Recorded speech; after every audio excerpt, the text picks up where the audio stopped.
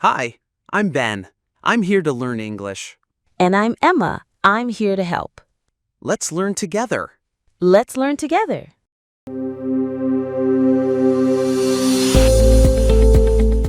Hey everyone! Welcome back to English with Emma and Ben. I'm Emma. And I'm Ben. Hello, friends. It's great to be with you again. We hope you're having a wonderful day. So today's lesson is about something we use all the time in English, countable and uncountable nouns. Yes, it sounds a little grammar heavy, but don't worry. We'll make it super easy, clear, and even a little fun. Exactly. We'll explain what they mean, how to use them, and share some funny examples and mini stories to help you remember. All right, let's jump in. Okay, first question. What are countable nouns? Countable nouns are things you can count. 1, 2, 3, and so on. Right, like 1 apple, 2 apples, 3 apples.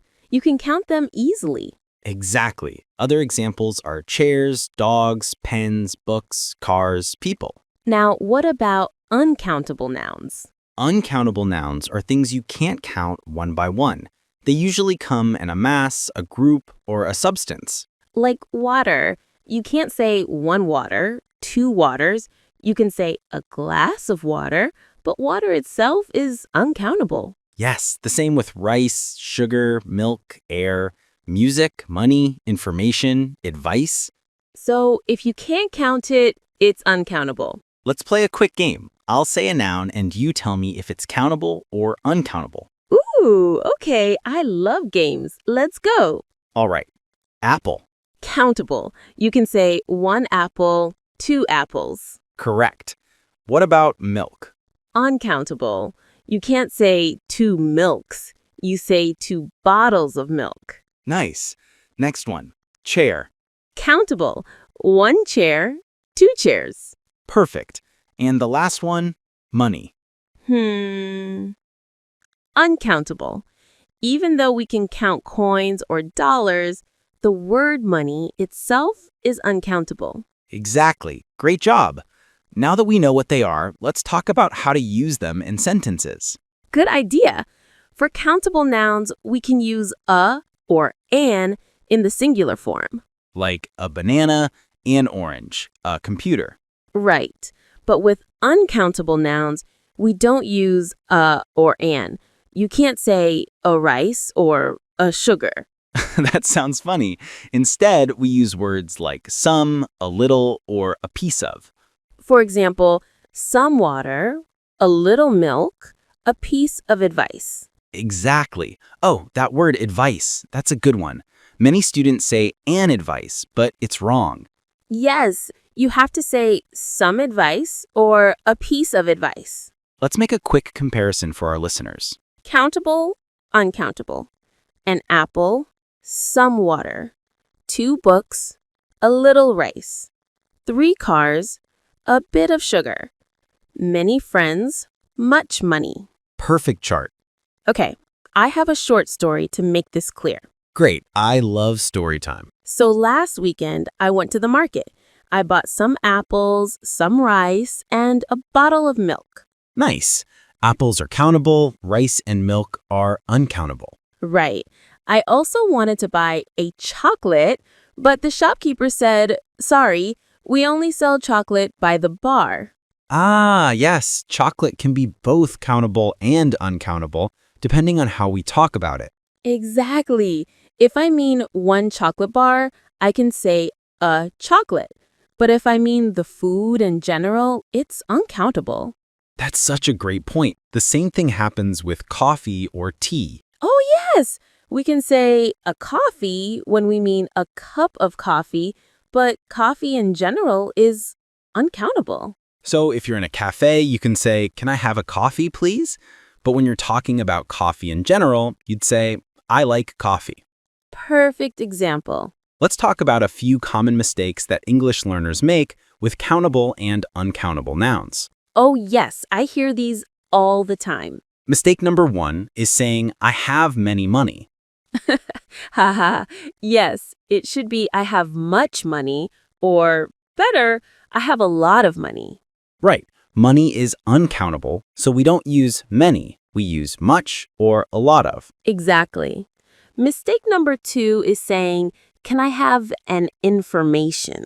Yes, the correct way is, can I have some information? Exactly. Information is uncountable. We can't say one information or two informations. And mistake number 3 is forgetting to use plural with countable nouns, like saying 3 apple instead of 3 apples. Yes, always remember to add S for plural countable nouns. Okay, let's test our listeners.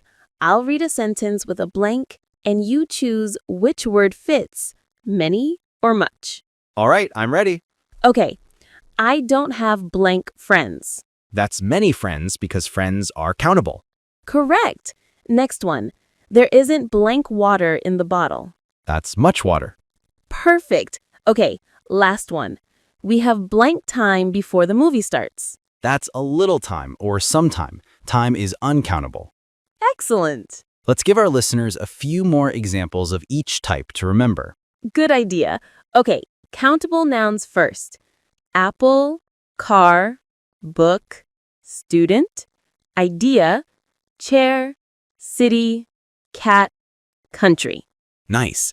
And uncountable nouns: water, rice, coffee, tea, sugar, bread, air, sand, homework, music, knowledge. Homework, that's a tricky one.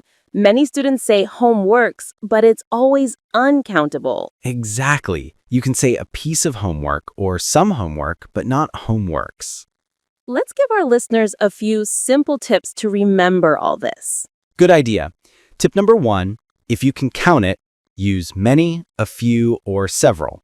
Tip number 2, if you can't count it, use much, a little, some, or a bit of. And tip number 3, for uncountable nouns, think of the container or unit. For example, a bottle of water, a cup of coffee, a slice of bread. Oh, yes. That helps a lot when you want to be specific. And tip number 4, don't worry too much. Even native speakers sometimes forget or mix them up. Practice is the key. Exactly. Listening to podcasts like this one will help you get used to hearing them naturally. Okay, let's review everything quickly before we finish. Okay, great. Countable nouns, you can count them. A book, 2 books. And uncountable nouns, you can't count them. Some water, some rice, some coffee. Use a or an for countable singular nouns. Use some or a little for uncountable nouns. And don't forget plural S for countable nouns, no S for uncountable nouns. Perfect. All right, friends, that's all for today's grammar lesson, countable versus uncountable nouns. We hope you learned something new and feel more confident using them. And if you enjoyed this episode, please subscribe, like, and share this podcast with your friends who are learning English too. Yes, and remember, every time you listen, your English gets a little better. We'll see you in the next episode where we'll talk about another fun English topic. Until then, keep practicing and keep smiling. Bye, everyone. Bye!